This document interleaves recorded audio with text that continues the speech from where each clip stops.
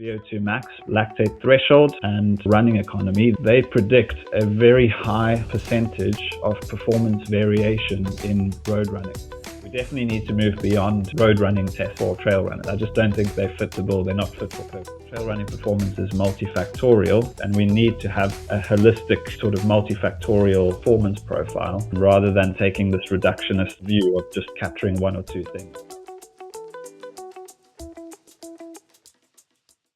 Hello everyone, welcome to another episode of Born on the Trail Growing Longer. Like most of you, one of my goals during training and when I'm also coaching athletes is to help them go faster and improve performance. When it comes to short races and like road races, we have quite good proxies of how to understand whether performance is increasing or how performance is increasing, and kind of a good idea of how to translate our training to the race. But when it comes to trails, the situation becomes a bit more complex. There are more variables. The time on feet becomes longer, much longer than you can do in a race. So kind of the traditional proxies that we use in road racing or shorter races kind of tend to break down. But our guest today, Simon de Waal, is working on trying to solve this problem and trying to get us closer to understanding trail and performance on the trail. So Simon, good to have you. How are you doing today? I'm very well. Thank you for having me, Nikki. So kind of as I was saying, I got introduced to you, or I saw your work kind of trying to understand the performance implications and how to improve kind of in trail running through training. But before you got there, what I'd be interested in is for you to introduce yourself to the audience, how you got to looking into trail and training and categorizing performance on trail. Sure. I grew up in Cape Town in South Africa, and my family was very big on sort of camping and hiking and just being out in nature, not from a performance perspective, but just from it's a nice thing to do. And it became, it was certainly part of a big part of my childhood growing up. I didn't do any sort of trail running in competition as a child growing up. I mean, when I was a kid, I don't really think there was any competitive trail running in South Africa. I did a little bit of athletics, track, kind of middle distance as a youngster. But then I left that all behind in high school, and I focused on other sports, team sports, football, hockey, those kinds of things. And I only really picked up running again as a sports science student. So I studied sports science at the University of Stellenbosch, just outside of Cape Town. And at that stage, I wanted to become a strength and conditioning coach and go into football, professional football, and work in that environment. And I realized through my sort of master's degree that wasn't really the right environment for me. I didn't love the environment. And at the same time that I was going through those trials and tribulations in professional football world, my now wife, my then girlfriend, started getting into her running. And I didn't feel very comfortable with her doing all of her training by herself in the dark and goodness knows where around Cape Town. So I said to her, no, I'll join you for a few runs and make sure everything's okay. And then the bug bit from there. And, we sort of started running on the road, but in Cape Town, the trail is on your doorstep, so it's always, you just one road over and then you could be on a mountain trail. So the first time I ran on a mountain trail, I thought this is what I really love doing. So I was studying at the time, like I said, but became very involved in trail running, sort of from an amateur competitive nature, trying to just improve my own times. I also started taking on some coaching clients, helping them achieve their goals in trail running specifically. And then I decided I then got a job as a lecturer at the same department where I finished my master's degree. And it took me a few years to decide what I wanted to do for my doctoral study. But I decided to shift away from that world of strength and conditioning and football and just pursue something that I was really passionate about, that I had a personal interest in. So that sort of landed me on the journey of starting to research in trail running. And that would have been, I started lecturing in 2017, and then I started conceptualizing my PhD in trail running in about 2019. We obviously then had the COVID pandemic, so we sort of got started in 2021 with the PhD proper. Okay. Yeah, I know what you mean about the trails in Cape Town. When I was there, I mean the um, Table Mountain and Yes, what's the other one? Lion's Head. Lion's Head, Signal Hill.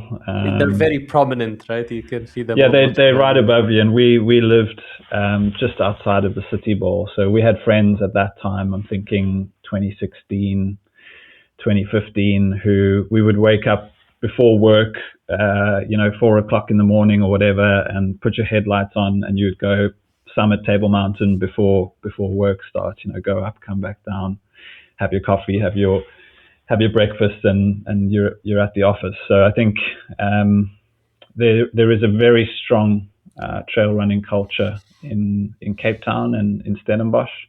A lot of crews, social groups, and then obviously Ultra Trail Cape Town being the sort of centerpiece of performance in trail running in the Cape, certainly, in South Africa. So, there's a good pressure cooker there in terms of good people, good environment, but also the performance element as well. Yeah. If I go back to Cape Town, I'll get in touch. I need to know who these running groups are, because when Yes. I was there, I was not allowed to go up because I was alone, and because, as Yeah. you said, for safety issue, Yeah. yeah, it's Yeah. And maybe not the best. that's how a lot of these groups start is sort of, people realize that in order to stay safe on the trails, particularly in South Africa and particularly for women, it's good to run in groups. And so it's very common to see groups of people running together, but then enjoying nature. And in Cape Town and Stellenbosch and surrounds have some very technical, probably underestimated, I would say, on the global trail running scene, but extremely technical running, steep ascents. So it's not easy, but it's a good place to cut your teeth. And you're seeing more and more South African trail runners starting to perform well on the international stage now as well, which is great. Yeah. When you were describing kind of your academic background, you mentioned something that the environment in the team sports and in the strength and conditioning wasn't exactly kind of what you were after. What Yes. was there in trail that you didn't find in other sports? It's an interesting one because my biggest thing that I found in football at the time was you had to deal a lot with egos, and it wasn't always the players, but I felt like the players sort of mirrored the behaviors of the coaches. And because, in football, and I can't, obviously don't want to go too broad and just make a generalization to all environments, because I think there are a lot of environments that are rapidly evolving and have very positive cultures and climates, and coaches who are on board with the growth in sports science and the value add that sports science can have as a discipline to performance. But at the time, I always felt like a bit of an outsider. So you had the coaches department, and the coach is the king, and what they say goes. And if they are sort of quote unquote old school and they don't see any value in you as a scientist, they will be very quick to sort of undermine the work that you're doing. And of course, if the coach is not let's say on board with what you're doing, then that rubs off on the players, and they realize that you're just a value add. You're not an essential part of the team. So I had to do a lot of just a lot of conflict resolution, having to swim upstream, and I didn't really feel super welcome in that environment. And I always found trail running, and maybe trail running slightly different to road running even, but the trail running community that I was involved in Cape Town, everyone was amazing. The people were amazing.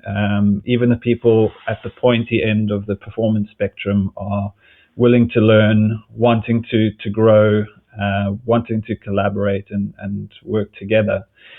And so when I started the PhD journey and started getting more and more athletes into the lab, I just really enjoyed being in the company of trail runners that are interested, that want to understand more, that want to use the information that you're generating to learn something, to enhance their performance, whatever the case is. So it's more like just a feeling, just a cultural difference, perhaps, between, in running, ultimately everything rests with you. There's no social loafing. You can't rely on others. You've got to put in the hard work. So I think people are invested in themselves and in their personal growth, where I think in football it was quite difficult to deal with differences of opinion in terms of the value that you have to offer.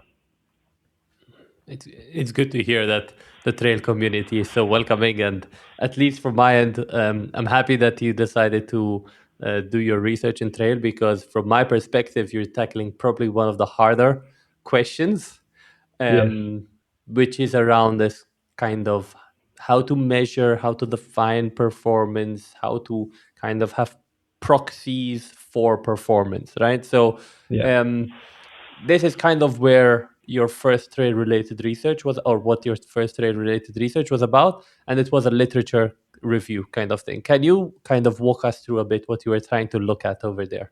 Yeah, exactly right. So as I mentioned, sort of 2019 was when I first started thinking about doing my PhD in this area, and the first thing that I wondered was, what do we know? What's already out there? Who are the people that are doing research in this space? And maybe that will give me a platform that I can sort of springboard my own work and make sure that I'm at least looking in the right areas.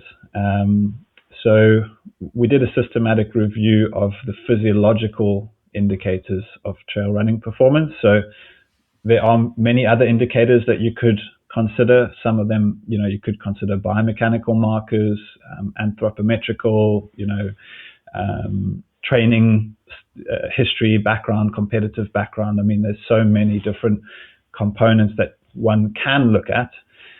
But when you try and do a PhD or any study, all studies have limitations, and all studies have delimitations. So for your audience, delimitation is narrowing or defining the scope of your study. So you're saying, well, I'm only going to look at these particular areas because it's not feasible or realistic for me to look at all of these areas, right?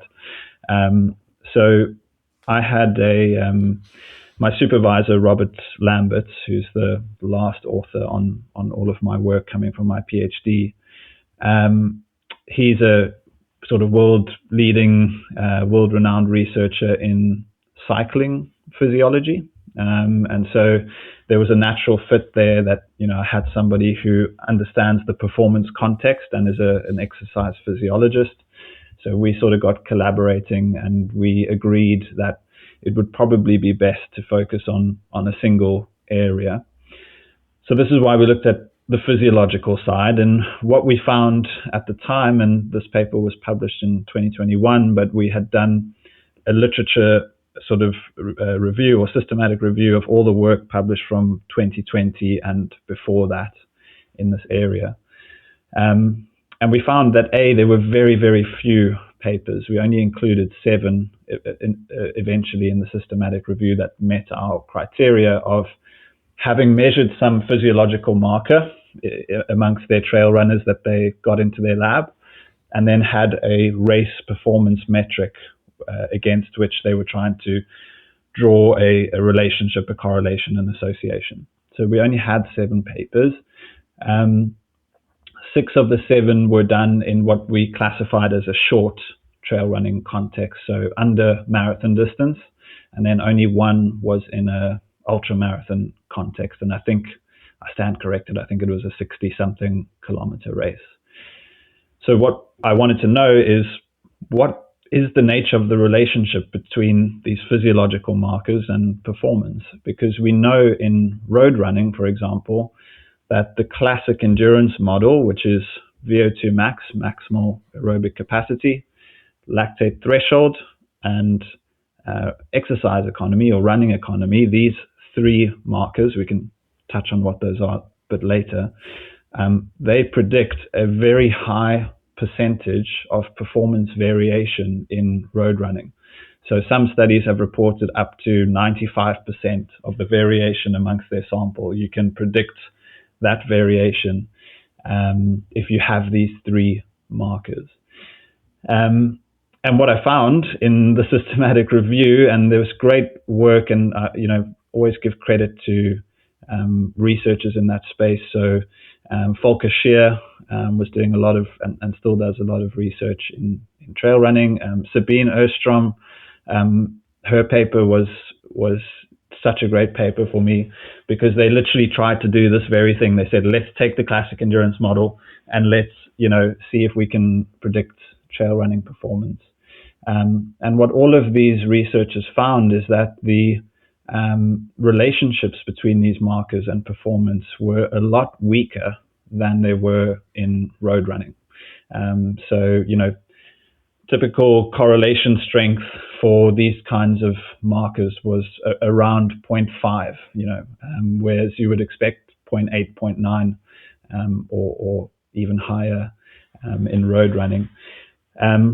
But what they did also find, or what we observed, is that whenever researchers included uphill tests in their test battery, the relationship tended to be a bit stronger. So at that time, a lot of the researchers were doing level treadmill protocols. So they were taking a road running testing environment and then trying to apply that onto trail runners, perhaps neglecting the fact that trail running has got a lot of uphill and downhill and technical running in it.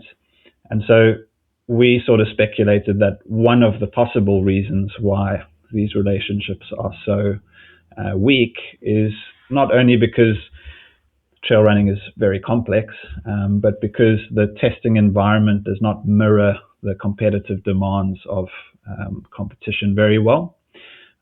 We also observed that running economy, which is your submaximal oxygen cost of exercise, so at some fractional submaximal percentage of VO2 max or heart rate max, you run at an easy pace, steady pace, that was the weakest of all three markers, which I've thought to myself, this seems crazy. I mean, even in short trail running, maybe 20, 30, 40 Ks, you're still not racing anywhere near VO2 max or lactate threshold because of the length of, the duration of competition. So I thought that doesn't make sense. Running economy should be more important. There should be some stronger relationships here. So we conducted the study to try and explore the landscape of what was out there, and that would then inform the sort of journey that we were going to go on through the PhD, if that makes sense. Yeah.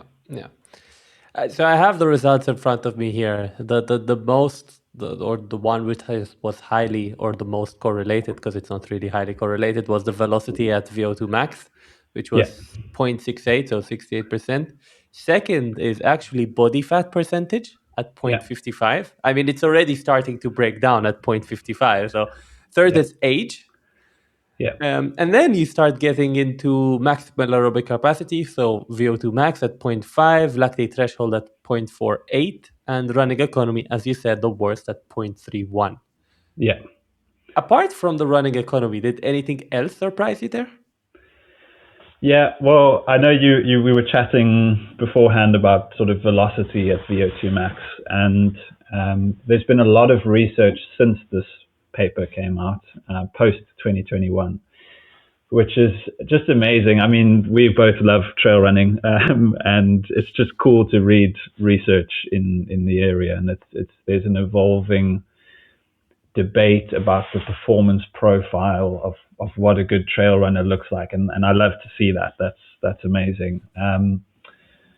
velocity at VO2 max was the strongest, that R value that you reported there, that would be the mean. So for all papers who reported velocity at VO2 max, we've reported sort of the range and then the mean correlation strength. And velocity at VO2 max, for those of you who don't know, if you do an incremental exercise protocol, you put an athlete on a treadmill, and a VO2 max test, typically starts at 8 or 10 kilometers an hour, sort of nice and easy, and then you get sort of step protocols or ramp protocols, but essentially the treadmill gets faster and or steeper every so often, maybe every minute for argument's sake, until you can't run on the treadmill anymore. And VO2 max tests typically last anywhere between maybe 5 and 12 minutes. Sort of 8 minutes is a good length for a VO2 max test. So you very quickly get up from a nice, easy warm-up pace to the treadmill's going pretty fast. And over that duration, your oxygen uptake increases until you reach a ceiling or a plateau. So oxygen uptake matches the demand of exercise, and you've got to then send more oxygenated blood to your working muscles. So centrally, your cardiac output increases, your heart rate increases, your stroke volume, the amount of oxygen taken in through the lungs, etc. Your breathing rate increases. So we define velocity at VO2 max as the speed that the treadmill is moving at when you reach VO2 max.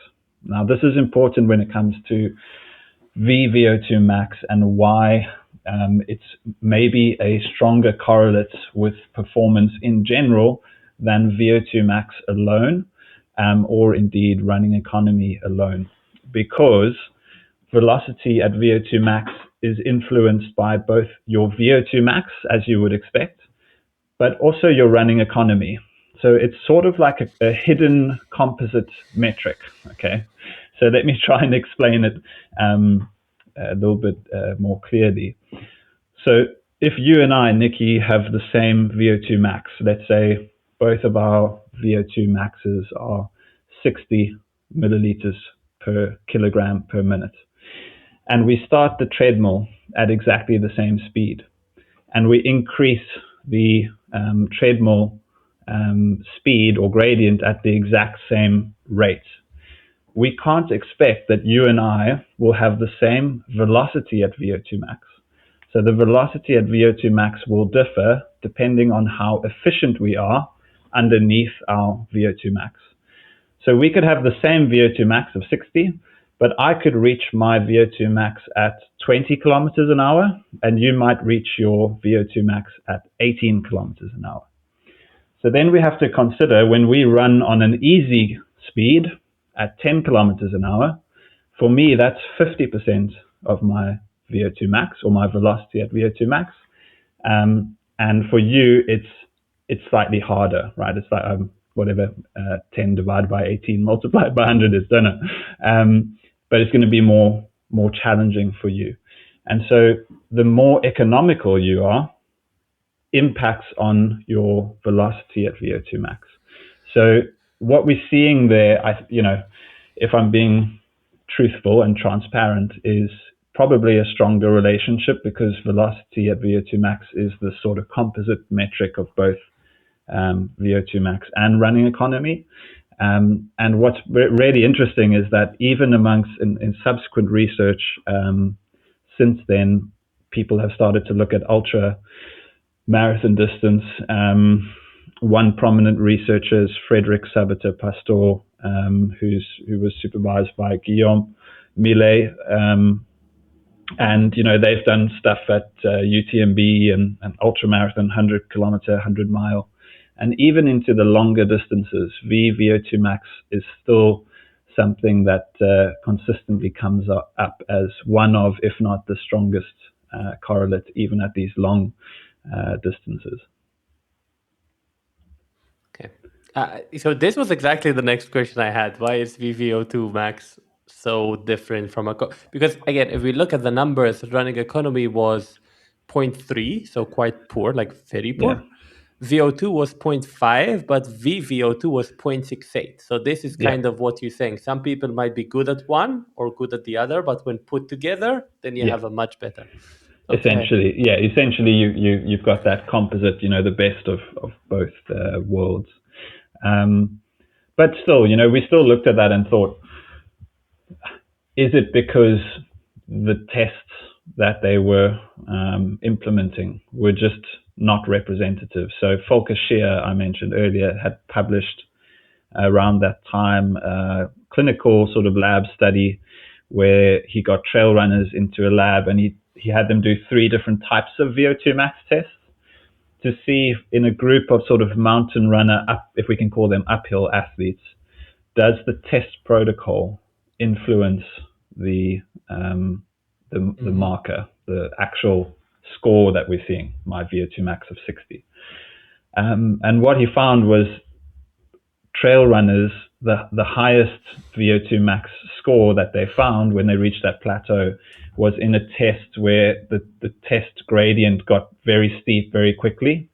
So, there's some limitations now when you try and look at VO2 max. Of course, in my study, we went on to actually use Volker's VO2 max protocol. The participants didn't end up running very fast in their VO2 max test because it got so steep so quickly. So if we're trying to compare velocity at VO2 max between studies, we do need to consider what protocol they used to attain VO2 max. But this is all part of the nuance, component, I would say, when you read research, is to consider what the methodological sort of profile was of that study before you make your interpretations. Yeah. So one thing I wanted to, or I have many questions, but the one thing I wanted to mention for the viewers, if you're starting to get confused a bit with the correlation parameters, R values and stuff like that, I actually had a podcast with Joe Warren. Actually, I don't know if you're familiar with his work. Yeah. And we get a bit into the scientific process and why these things kind of are important. So once you're done from this one, then go and listen to that one. to Joe. Okay. I have a lot of questions on running economy and velocity at VO2 max, but I think we'll leave them there for now. And we'll start, we'll proceed a bit. Because my next question would be, you did a literature review. So you looked at what people were doing before you, and you kind of saw or summarized or reviewed previous work. If you had to wave a magic wand and you could get or quantify or measure some sort of metric which you think would be a strong predictor, or multiple, you think like your top 3, where would you start looking? Again, we're talking physiological here, so I don't know if gut absorption will fit into this. Yeah, no, it's a good question. I think that's part of reflecting on your PhD. If you had asked me this question, could I go back and change parts of my PhD? What would I change? I think you'd get a very similar answer from me, because you learn through your PhD. The PhD is just a one long big opportunity to learn. And I think what I probably tried to do, of course, was to develop an uphill test battery which had multiple different gradients, including some very steep hiking, because I thought to myself, perhaps not having the uphill element is why we're seeing such weak relationships in these papers. And there was some evidence, Sabine Ostrom, as I mentioned, when they added running economy at 10% instead of running economy at 0% gradient, their relationship, that R value, increased quite significantly. So I thought, well, if we go even steeper to really mimic the demands of mountain running, perhaps we'll see some nuance there. Perhaps 25% is even stronger than 10%, or maybe not. I think what I failed to understand at the time is the distance that I was modeling for, which is 100 kilometers, that was the race. We've got another paper which hopefully will be published this year, which is sort of the culmination of all of this work. The distance I was modeling for was 100 kilometers. And, having run that distance myself now, I still believe running economy is more important than VO2 max or lactate threshold because of the nature of the submaximal intensity of the running. But it's not actually the metric that causes you. This is the whole thing of associations and relationships. I mean, the metric doesn't cause you to be faster. It's the culmination of all of the adaptations you've made over the training process, which just so happen to improve your economy and also your race performance. So I think at the start it was more a conceptual link that I didn't quite have right in my head. So I know I'm going on a maybe sideways answer to your question here, but just bear with me. If you look at running economy as a raw metric itself, we measure the cost of running. So how much oxygen do you need to consume, or what's the oxygen uptake that you require to maintain some sort of stable running speed or intensity for 1 kilometer? Okay, so that's running economy. It's the milliliters of oxygen uptake per kilogram of body mass, because we always do it relative to a person's size or frame, and then per kilometer. And by that logic, somebody who consumes less oxygen in a kilometer than somebody else at the same relative speed is more economical. But the question is, I suppose, and again, I didn't fully understand this when I started, is why are they more economical? What's actually making them more economical? And a lot of it's got to do with energy wastage or conservation of energy. So as you become sort of more efficient, a better runner, you have certain biomechanical adaptations that start to take place. Okay, so your rhythm improves, your running form improves, you've got better vertical stiffness, there's less force attenuation and force loss or leakage. And so you're a more efficient person at moving through these dynamic changing environments. And so I think while economy is the thing that you can measure, it's the physiological marker that you can measure, it's not necessarily the be all and end all. We've got to consider all of these other elements. So one thing I learned about through my PhD was the concept of physiological resilience or durability. So I did all of my tests when the athletes were fresh. So it's not the problem with the marker per se, but we know that over 100 kilometers, how you feel and how you look and how your body is responding at 80 kilometers or 90 kilometers is not the same as how it felt on the start line at 0 kilometers, when you had your nice taper and you were fresh and you were ready to go and give your best. And what researchers like Professor Andy Jones, have noticed through research in marathon running and cycling is that these markers, VO2 max, lactate threshold, and running economy, are not static. So I mentioned earlier your VO2 max is 60 and mine is 60. It turns out that when you're fatigued, your VO2 max could be drastically different. Okay, so when you're fatigued, your VO2 max might drop off quite significantly. But you get different durability profiles. So some runners are more durable than others. And how this is tested in laboratory is you'll do like a critical speed or critical power test if you're in cycling, which is an all-out intensive, could be as short as 3 minutes test. And then you will do a long fatigue stimulus. And this is normally in what they call sort of the moderate to heavy intensity domain. So it's not like super hard, because obviously if it was super hard, you would fatigue really quickly.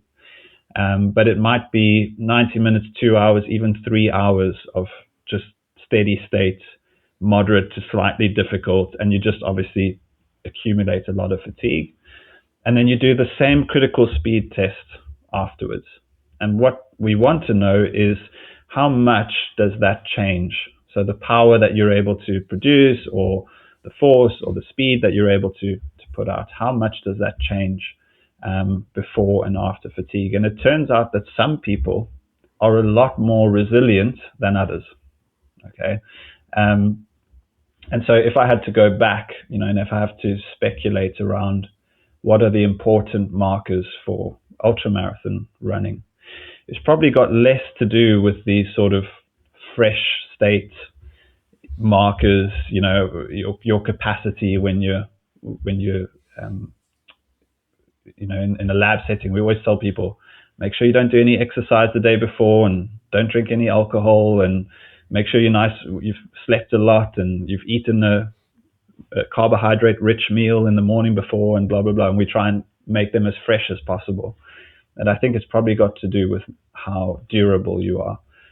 So it's still the same. You can still measure the same metrics. You can measure heart rate response. You can measure oxygen uptake, your lactate values, but you measure them before and after some sort of fatigue stimulus. I think where the challenge comes in with trail running is, what should that fatigue stimulus look like? Because in cycling research, it's easy to just put someone on a stationary bike and you say, right, well, that looks pretty much the same as how it looks outside. So off you go, 3 hours, and we'll test you again when you're done. Obviously, with trail running, you've got variable demands. So you've got super short races, vertical kilometers, to 100-mile races, multi-day races, technical, non-technical. So this is the phase that we're in at the moment, is trying to consider, how do we create a fatigue stimulus that is specific to trail running? And then you consider the trade-offs. So another marker that I would say is a good marker for modeling performance is prior performance. I mean, the best idea I can give you of how well you're going to do at your race next weekend is if you've done that same race before and what your time was in that race, because every course is different in trail running. It's always unique. In fact, sometimes even year on year, the course changes. So, when you think about research, you always want something that you can generalize and someone else can use, and they can say, oh, well, Simon did this, so I'm going to replicate it in my lab. But you can't do that in trail running. So we have a real challenge. But I would say the best thing that you can do is have some prior experience, prior knowledge of how well you perform in that race, and then know how your body responds to fatigue. Yeah. Okay. So we're recording this in April, and I think it will be like a month or two until I release this. And by then, either my Substack article before this or after this will be my results on durability, because that's exactly what I'm trying to figure out. So like my protocol has been like warm up for around 20-ish minutes, 30 minutes, whatever. And then so what it is now is 3 repeats of a certain distance, right? Mm-hmm. So run from X point to Y point 3 times, and on trail, so not in a lab setting, and at an uphill grade. So I'm lucky that I have a hill which is basically 10% consistent. Okay. So, and it's going to be roughly an effort of around 7 minutes for me. Yeah. Then the plan is to run for around 4 hours at the effort which I would race what I'm testing for. So if I'm testing 100K and I plan to run it at RPE of 6, then I should be trying to do those 4 hours at an RPE of 6, and then do another 2 or 3 repetitions of that of the same distance on the same hill. Yeah. The problem, so this was one of my future questions, but we can tackle it now. So the pro of that approach is that it's quite specific. It's on trail, and it's on an uphill, and the people are running. But of course, it breaks down if it gets very warm over the course of the 4 hours, right? Yeah. Are you seeing a problem with durability, or is it just a result of the fact that it is now warmer? If you Yeah. had nutrition and hydration on your pack at the start of the run, now you might be running 500 grams less. Yeah. What's the humidity like? Cardiac drift, all of these things. Yeah. And in fact, for example, I literally yesterday just got, I don't know if you're familiar with Timeware. The Timeware are this company who are measuring breathing rate, not heart Oh, rate. yes. And I've been contacted by, I don't know if it's them, but someone with a similar, it's sort of something you can take into the field and you can get. Probably, yes. Yeah. And the idea is, so I tried to do it with heart rate and using RPE, and my data was wonky. Like it wasn't accurate at all.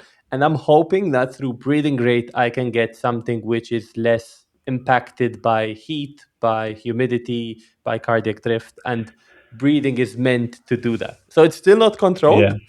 Yeah, I think that's but the it's a bit challenge. closer. So, to measure that durability, that we typically look at the coupling between some internal marker, and it could be heart rate, would be a good one, and then an external marker of effort, of power, of work output, let's say.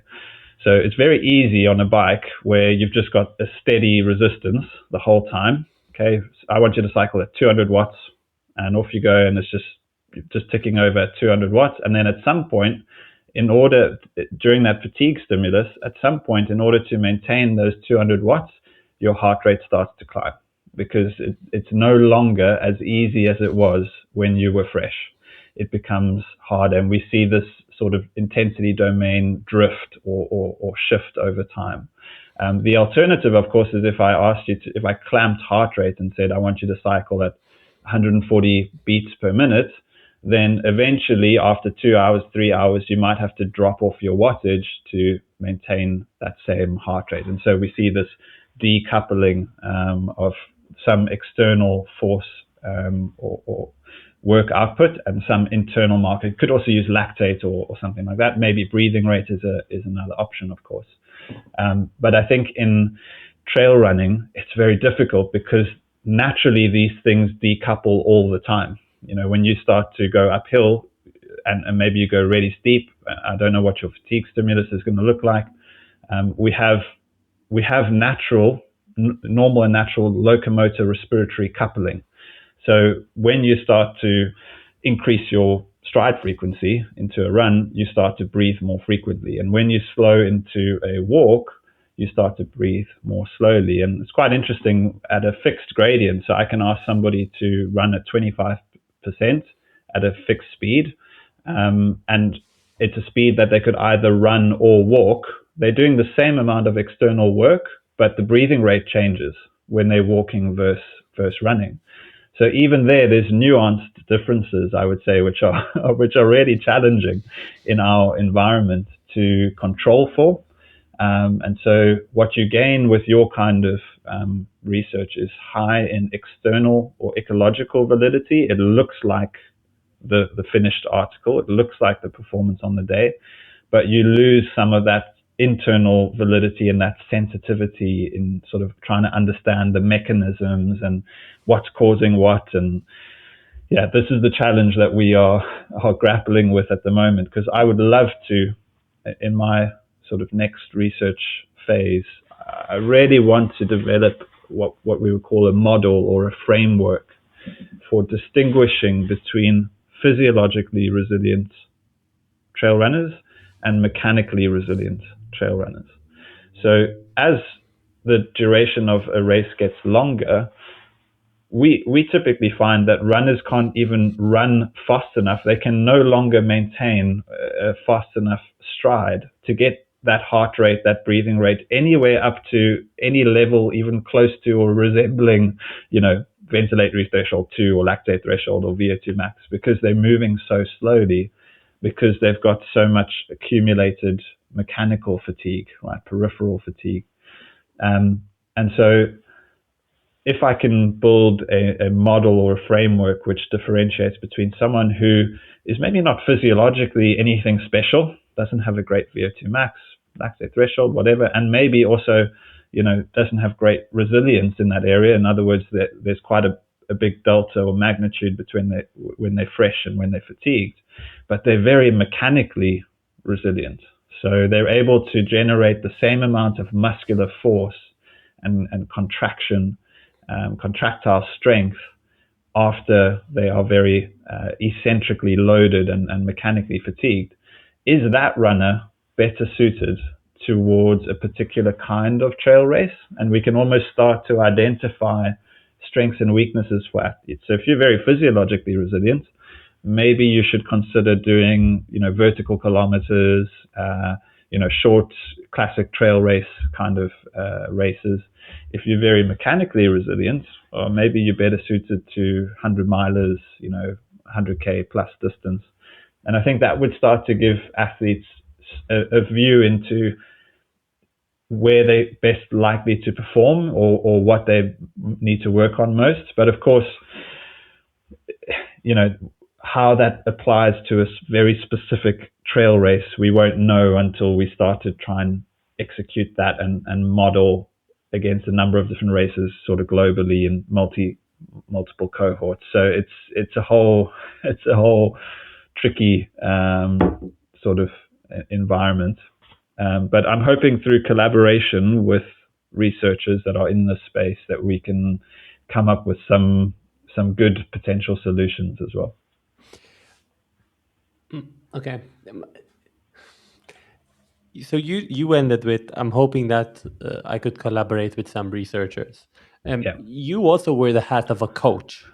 How much value do you, or we mentioned the applicability or lack of lab tests, because you can, of course, really control the stimulus, but you don't really know necessarily how it kind of replicates or how it will end up being and then on the day. Yeah.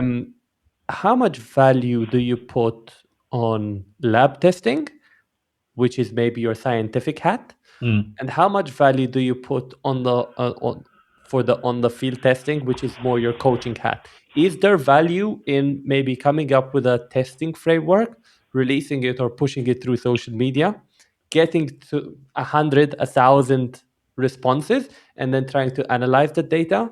Or anyway, how do you deal with this problem? I think great question. And as we said this before we started, I have no affiliations, so I don't mind saying what I think. And what I think is that a lot of coaches play their cards very close to their chest. The work that they do with their athletes, I don't know that they necessarily want to share. And I think that is a challenge that we face as researchers. If there are any coaches that listen to your podcast and want to do some research, through their coaching, please reach out to me. You are sitting on gold. Training data, testing data. Your perspective as a coach, what you've observed, what you've witnessed, your expertise. All of these things are immensely valuable. I do think you're onto a good point here in my own, let's say, coaching versus researcher mindset. I think there's a space for both, of course.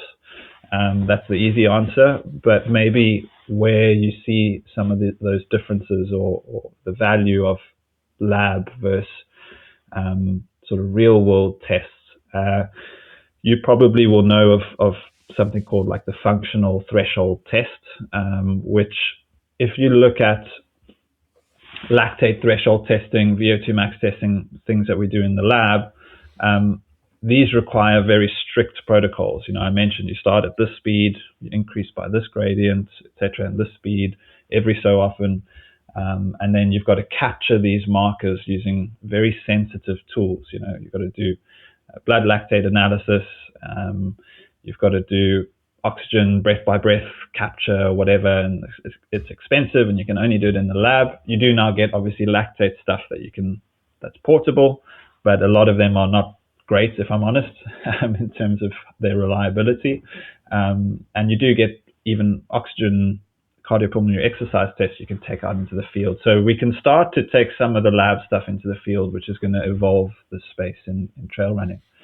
But the functional threshold test was developed for these very purposes by coaches who realized that I can't get my athletes to pay all this money, or I don't have access to a lab, or I'm not working with, the very best cyclist or runner in the world. I'm working with someone who wants to see improvement, but I don't need to have that level of sensitivity with the athlete. So I can get some functional marker of their performance capacity. So the FTP test is 20 or 30 minutes commonly, where you try and, it's basically like a time trial, right? You try and hold a steady power output or a steady speed for that 30-minute period, and then you can go and say, right, this is your functional threshold. It's often equated to a maximal lactate steady state or lactate threshold without having to measure those markers. And then we say, right, well, if you want to do VO2 max intervals, it needs to exceed this speed or this heart rate. If you want to do steady state, it needs to be, 60% of this speed or 70% of the speed or whatever. And you sort of use it to set your zones. And again, you can go back to your previous podcast to talk a little bit about zones. But so in trail running, we have a challenge. So the functional threshold test is, again, still standardized in some ways. So if you were doing that with a runner, and I've typically done this with my road runners in the past, I would ask them to do it on a flat course that's marked out and measured, and try and control for the weather and control for, that you don't do it in too hot or too, windy or whatever the case is, because we want to try and get the optimal test environment that we can repeat. And so when we see an improvement in your functional threshold, we know it's not because of some environmental, component. Then in trail running, we have to consider what should that stimulus look like. So I can do a real world test, but should it be uphill? Should it be downhill? Should it be flat? Should it be rolling? How steep should the hills be? Should they be 10%, like you said? Should they be 25%? We know that 25 to 40% is the gradient where your vertical ascension speed is maximized. So if you go any steeper than that, you slow down too dramatically to maximize your ability to climb, and any lower than that, or less steep, you do too much horizontal distance per vertical meter gain. So there's an optimal range there. Am I trying to optimize for those really steep ones? Because I could get you on a steep climb, and I could say, right, I want you to go for 30 minutes on a 25% gradient, go and find a nice 1,000 meter climb somewhere, and that could be the functional threshold test. And then you'd have this same cardiac metabolic demand, like a really intense effort, but obviously going to move a lot slower. But the concentric demand is going to be much greater on the muscles. So you're going to have to produce more concentric work at the level of the triple extensor. So that looks a bit more specific, but that's really specific to a VK.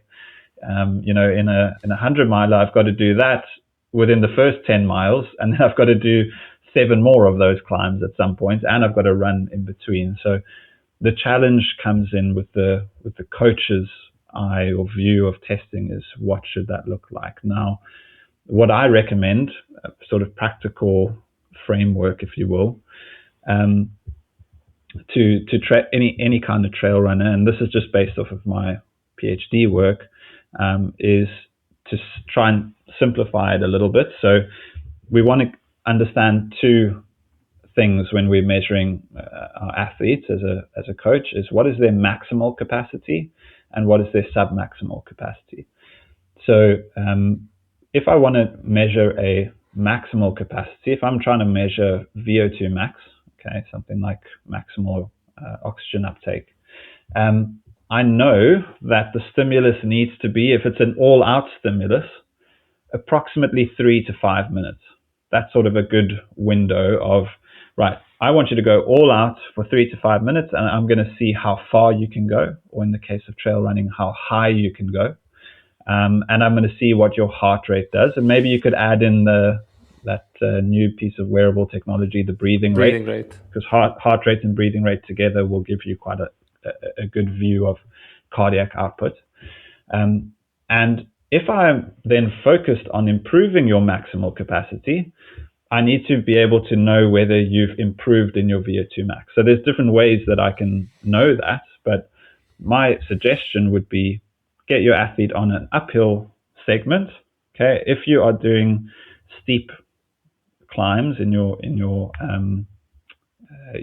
race, then you could exceed the 15% gradient. 15% is I'm always wary of magic numbers in science, but 15% is the threshold gradient observed by Alberto Minetti, where the metabolic cost of running changes dramatically. So up until 15%, there's sort of a steady increase in oxygen cost and metabolic cost. And then when you hit 15%, there's an exponential rise in metabolic cost. And it's got to do with you spend more time in contact with the ground, your duty factor is higher, you have less of a momentum, so this sort of pendulum effect we see in running, which serves to sort of store energy, so that changes dramatically. There's more concentric work of the muscles as well. So there's a lot of things that change at that sort of 15% gradient. So go really steep, find yourself a nice Strava segment around your house that you know is at least 3 to 5 minutes.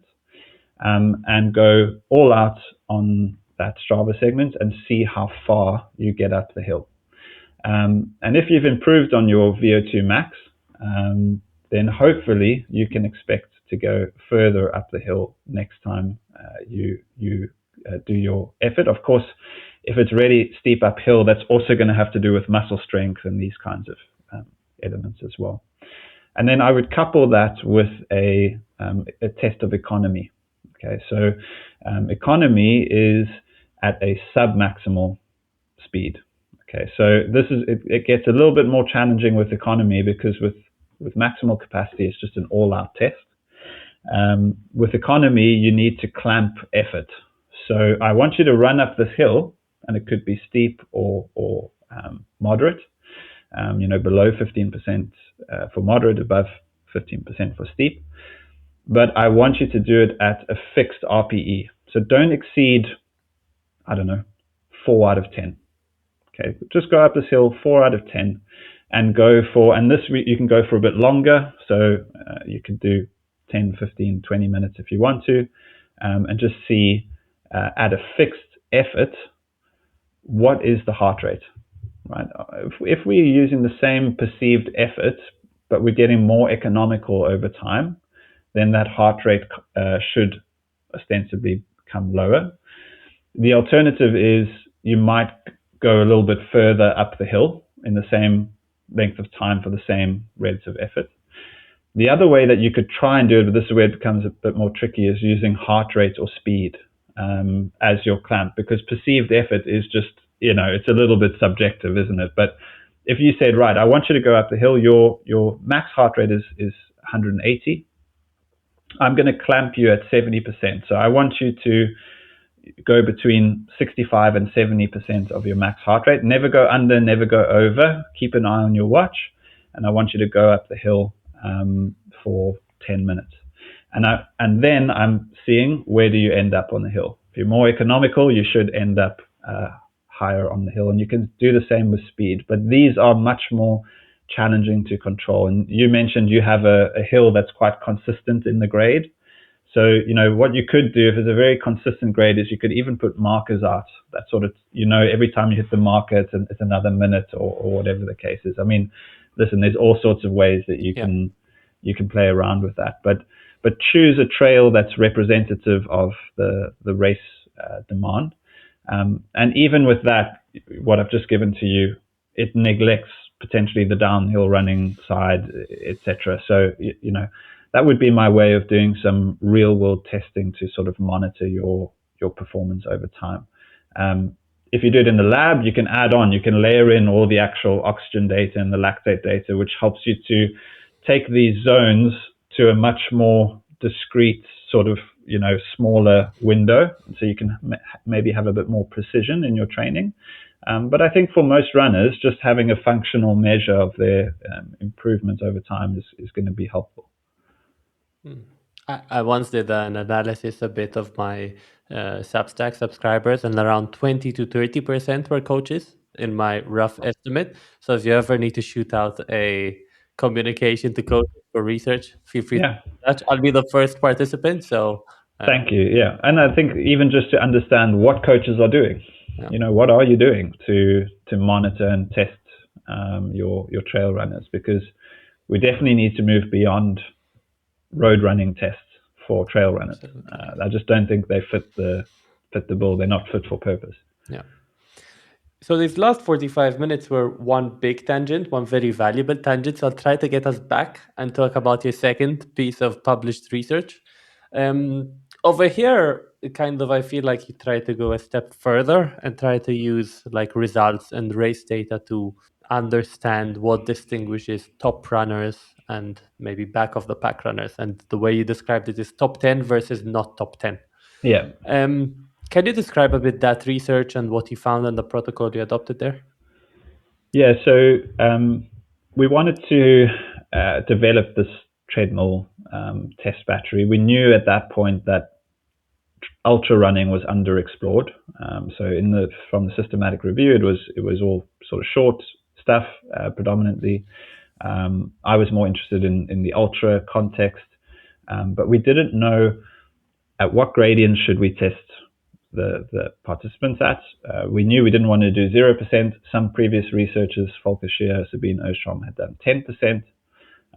But even 10% I didn't feel was great. So we wanted to do an analysis of a real world race. The best race that we had on our doorstep was Ultra Trail Cape Town. And we wanted to know, what are the athletes actually exposed to? So I contacted Stu McConaughey, who's the race director or one of the race directors at UTCT, and I owe him a lot, which I always say thank you to him for his support over the years. And I said, listen, we want to get access to your participants, and we focused on UTCT participants over the subsequent papers. And for this one, we looked at using Strava data because we couldn't use the electronic timing checkpoints that you would use in a road race, because the amount of vertical elevation gain or loss between checkpoint 1 or 2 is completely different between 2 and 3. So I looked into Strava, and obviously with Strava you can have much smaller segments. So I think the average segment length in our analysis was just over 1 kilometer, as opposed to, let's say, 10 checkpoints over 100k race, which is like 10 kilometers. So we get a much more sensitive analysis. And we took the top 10, those who had Strava data for that year, and then we took a random sample of everyone who finished outside of the top 10, and we wanted to compare their pacing over the course of the race. So the pacing was one part, because we were interested to see how that changes. But actually what we were doing secretly is seeing how fast were they running at different gradients on average, so that we could pitch the treadmill protocol at the right speeds, and what sort of gradients are they exposed to. And we decided quite early that we would clamp it to uphill running only, because in a laboratory, you cannot get a treadmill to go from 25% uphill to 25% downhill quickly. It takes a long time for motorized treadmills, and most motorized treadmills have a downhill limit at about 3%. They don't go very steep downhill. So if you wanted to go steep, you've got to put them up on blocks, and then it becomes a steep thing. And we wanted a test that at that time I thought, well, then other people can replicate it. I actually don't think that the test is super replicable, and that's fine. I'm okay with that because of the nuance of trail running environments. But what we've found through the pacing analysis is that the top 10 runners tended to start a lot more conservatively than the not top 10 runners. So the top 10 runners still, obviously, were running way faster than the not top 10 runners. But if you take their segment speed for all of those cumulative segments proportional to their overall race speed, the top 10 runners start a lot more moderately, sort of easier, but they also finish a lot stronger. So they do sort of decay in speed as the race goes on, your classic positive sort of pacing curve that you would see. But not top 10 runners tend to sort of drop off a cliff, no pun intended, towards the end of the race. And interestingly, towards the end of the race, the not top 10 runners dramatically worsen in terms of their relative performance on the downhill sections. So we found that top 10 runners were better able to maintain their pace on these downhill sections. Not top 10 runners, they were still doing okay in the uphill sections late in the race, relative to their uphill performance early in the race, but their downhill speed dramatically worsened. And I mean, that could have been at that point already a warning sign to say, oh, we need to focus on mechanical fatigue and, the eccentric demands of downhill running. UTCT's got 5,000 meters of vertical elevation loss, never mind the gain. So your quads are getting absolutely shattered. But yeah, we use that to sort of also look at the relationships between uphill level and downhill. That's a nice thing about Strava. I could go and I included for uphill segments were only segments where there was only uphill running. There were no mixed segments in the uphill segments. And the same with downhill, was only downhill running in the downhill segments. And I did a correlation, just a basic correlation between uphill running performance and overall running performance, and level running, or mixed, we called level, where any segment that had an average gradient of less than 1% positive or negative was classified as level. We correlated that performance to overall performance, and the same with downhill performance. And we found that the strongest correlate was uphill performance. But again, that's not because uphill running is more important than downhill running. It's because uphill running forms a greater proportion of total running time in any trail race. If you do a trail race that is a round race, not a point-to-point race, you're going to go just as far up as you do down. And if you consider that you're running almost twice as slow going uphill than you are going downhill, then of course you're going to spend more time in an uphill condition than you are in a downhill, because you've got to fight against gravity, raise your center of mass, and that slows you down exponentially. So we decided at that point that although the downhill is clearly very important, the uphill is more strongly related to overall performance, because it represents a greater portion of overall performance. So we rather start there, and then we can always explore downhill thereafter. Okay, so let me summarize. So I see that I understood everything, and go to the next question. So there were three things that you essentially found from the study. First is the way you phrase it is that top runners tend to start more conservatively compared to non-top 10 runners.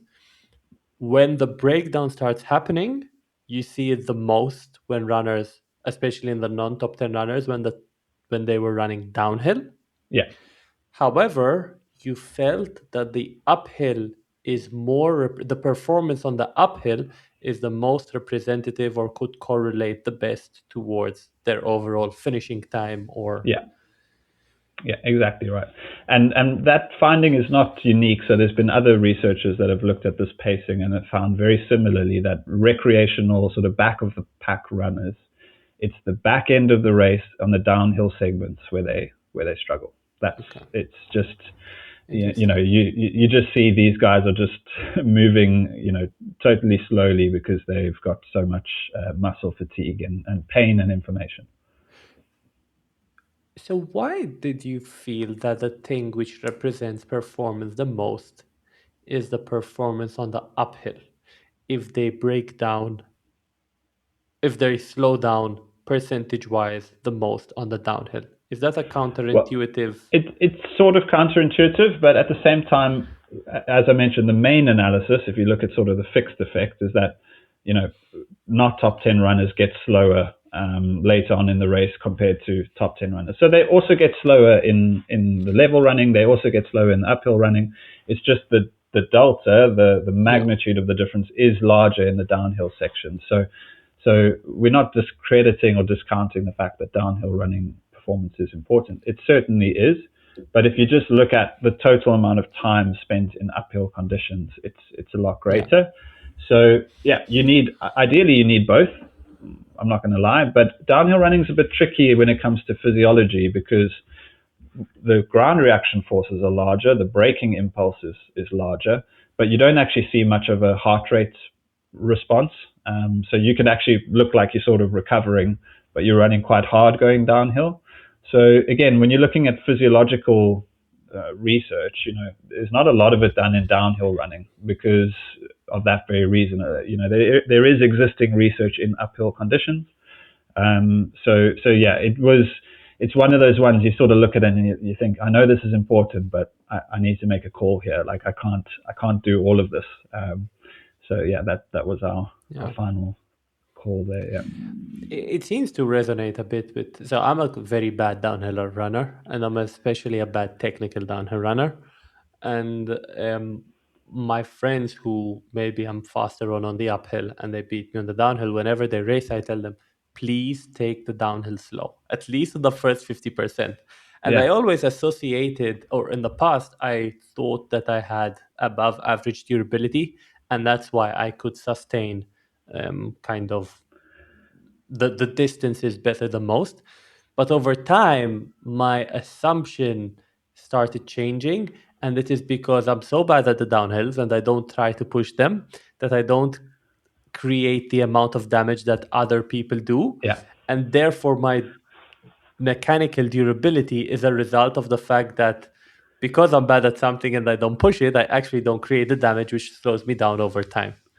100%, and we mentioned in this paper something called the herd effect. And what top 10 runners also have is they have a way better mental map of what their body is going to feel like later on in the race, and so their pacing behavior is better, so that they can run more evenly.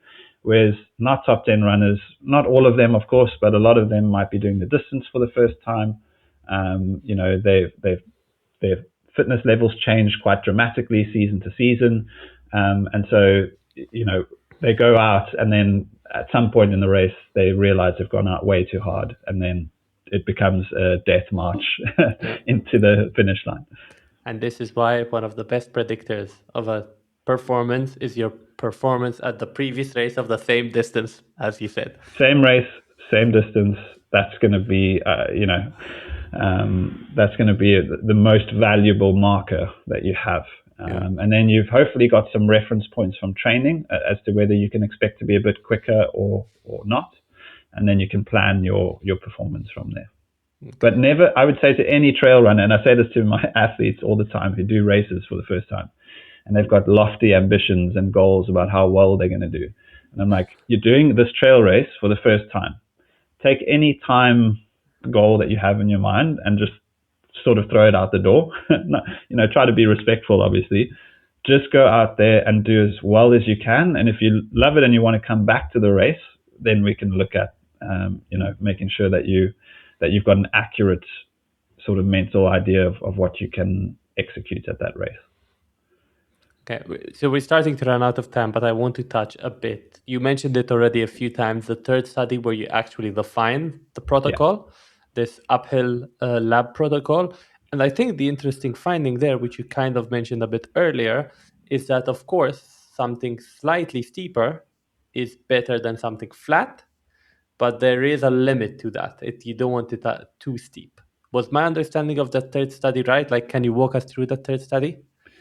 Yeah, to some extent, yes. I think what we sort of realized at that point is that if we wanted to use the study or this protocol to predict or determine the variation in performance, we need to know that it's a reliable study. So every time I capture running economy, I'm getting the same score for the same person at the same relative effort, that there's not a lot of noise or error on the test.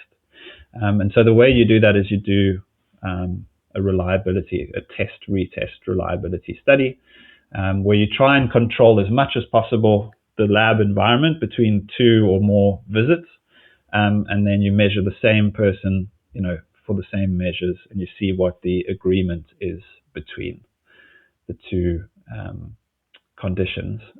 So it's a within-person study. We did it with 23 ultra trail runners, and we found that the sort of typical, and I won't go too in depth because there's a lot of numbers here, but the typical error of measurement was for the physiological markers that we collected, so heart rate, oxygen uptake, running economy, and respiratory exchange ratio, these kinds of things, was pretty much within the norms of what other people have reported. So 2 to 3%. Some were a little bit more noisy. Certainly RPE was very noisy and I would say not very reliable, rating of perceived exertion. But we were sort of happy with the general reliability. I would say it was adequate. And the second part of that study was trying to correlate economy at those gradients with flat or level running economy. Because one of the things, again, if you go all the way back to paper 1, that I speculated was the reason we're getting poor scores here is because this is not representative of the race demands. Now I'm testing an uphill, and our test tested at 5%, 10%, and 25%, so different levels of uphill gradient. I wonder whether there'll be good agreement between their level economy and the varying uphill gradients. And what we found, so we matched the effort, we matched the treadmill speed. We did a lot of mathematics using equations published by Alberto Minetti, and then since adopted by Strava. So on Strava, you get the grade adjusted pace. If you run uphill at a particular speed, it will say on a level gradient, this is the equivalent of 4 minutes per kilometer or 6 minutes per mile or whatever the speed will be. That they actually adopted Alberto Minetti's equation, where he tested runners from negative 40% to positive 40% gradient, and then looked at the change in oxygen cost or cost of running when maintaining the same treadmill speed as the gradient got steeper or less steep, and then made adjustments to the treadmill speed to maintain a stable cost of running. And so we sort of reverse engineered that to have what we call equivalence. So, the equivalent oxygen should be, for most people, if you run at 10 kilometers an hour on a 0% gradient, you need to run at 7.7 kilometers an hour on a 5% gradient. And you need to run at 6 kilometers an hour on a 10% gradient and 3.4 kilometers an hour on a 25% gradient. So we use that linear regression to sort of reverse calculate that. It's quite a lot of sort of applied mathematics that went into that. But the thrust of what we found is that uphill running economy was not very well correlated with level running economy, and it got worse. So the strength of that relationship got worse as the gradient of the treadmill increased. So in other words, flat at 10 kilometers an hour and flat at 12 kilometers an hour were quite well correlated. The oxygen demand, they were, R of 0.7 to 0.8, quite well correlated with 5% gradient, and it should be because they're, relatively similar. It's not much steeper.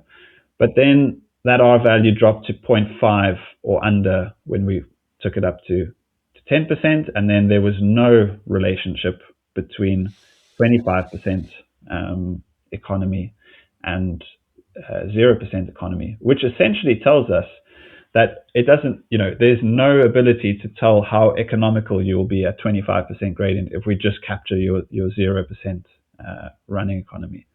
And this was a really key finding for us, because it casts a little bit of doubt onto studies that are using level protocols to try and assume how well someone might do in a trail running environment.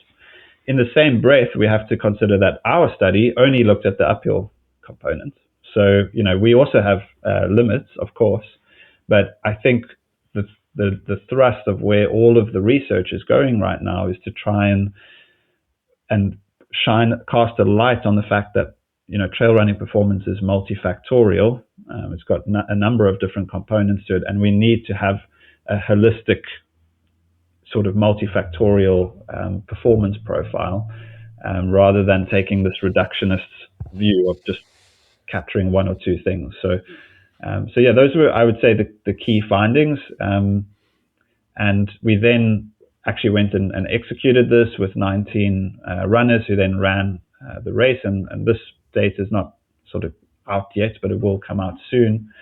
And we found that running economy and VVO2 max, so VVO2 max was again our strongest independent correlate. But running economy at 25% and 10% gradients were strongly correlated with 100-kilometer performance. Again, it's not at the level of a road race, but certainly stronger than that initial systematic review found. The R of 0.3, sort of significantly stronger than that, which I again put down to the fact that if you're more economical, you've probably been doing more training, you're more robust, more resilient, etc. I mean, we have to speculate about that because we didn't measure muscle voluntary and involuntary contraction capacity and fatigue and those kinds of things, but we speculate, and that then becomes the next phase of research. Interesting. Okay. Before we close, I have one final question, which I'll let you take or make as long or complicated as you want. What do you want to look at next? What's future research looking like for you? Anything specific in particular? Yeah, I'll keep it brief because I've touched on quite a lot of it in sort of passing. I think the key for me is to do collaborative research. After you finish a PhD, I think you realize that it's more fun to work with other people, and also that you don't understand everything and that other people have unique perspectives which are valuable. So one of the key things is to collaborate as much as possible. Trying to do some collaborative work with some of my PhD examiners, actually, who've been doing research. Volker Scheer and Guillaume Millet are two of my examiners. So trying to get something there, as well as continuing to collaborate with my supervisory team and some new collaborators that I've met along the way through ECSS, European Conference of Sports Science, and those kinds of things as well. I think, very quickly speaking, I'm very interested in durability. I still enjoy the physiology, and I want to continue in that area, but I do want to start considering the impact of fatigue, and how fatigue management or resilience might be a more nuanced marker of performance. I would love to start doing some more real world work as well, so taking stuff out of the lab. We do have near infrared spectroscopy, which you can put on the muscles and look at peripheral oxygenation. We've got mobile cardiopulmonary exercise tests. We've got lactate, analysis that we can do. So we are starting to be able to do that. And then, linking some of the physiological stuff to the pacing stuff as well. So if we actually have the physiological markers, does that also help to explain how the pacing strategy varies as the race duration increases? So trying to bring some of the physiology into the pacing world as well. So there's a few areas, but trail running is so dynamic. it's difficult to say. I just want to do this one thing, because you feel like you're not going to do it justice if you only look at one area. Okay. All right. So this was a really insightful conversation. I mean, we could keep going for a few more hours and still have more questions. But I guess for a lot of people, they might have additional questions or they might want to reach out. So Yeah. the floor is yours for any final words, any take homes, and of course, contact details. Where can people find you? Yeah. Well, first of all, thank you so much for having me. It's been an absolute pleasure talking to you. And as you said, I think I think we could chat for hours. If there's appetite for discussing more stuff, I'm always open to it. For your audience, probably the two best ways to contact me in my sort of coaching and personal capacity. My wife and I have a coaching business. It's called Rooted in Dirt, ROOTED, Rooted in Dirt. We have a website, an Instagram page. You can reach out through those platforms. From a researcher sort of collaboration capacity, I work at the University of Gloucestershire in the UK. So you'll be able to find me online if you just search Simon de Waal, University of Gloucestershire. But you can email me at sdewaal, so it's SDEWAAL at gloss, GLOS.ac.uk. So that's my email address if you've got some sort of collaborative ideas that you want to run by me. I'm in that post PhD glow where I'm open to collaboration. So if people want to chat, they're welcome to email me. But otherwise reach out to you. But I don't want to throw you under the bus because then people start contacting you to contact me. But I'm always happy to speak endurance and running and training. So if anyone has any questions or they want to get in touch, of course, just contact me and I'll be happy to forward anyone to you. Simon, thanks a lot. All the links and your email and everything and the related papers will also, of course, be in the description. I want to thank you for being here. And I hope that the listeners enjoyed it. I'm sure the listeners enjoyed it. Awesome. Thanks for having me.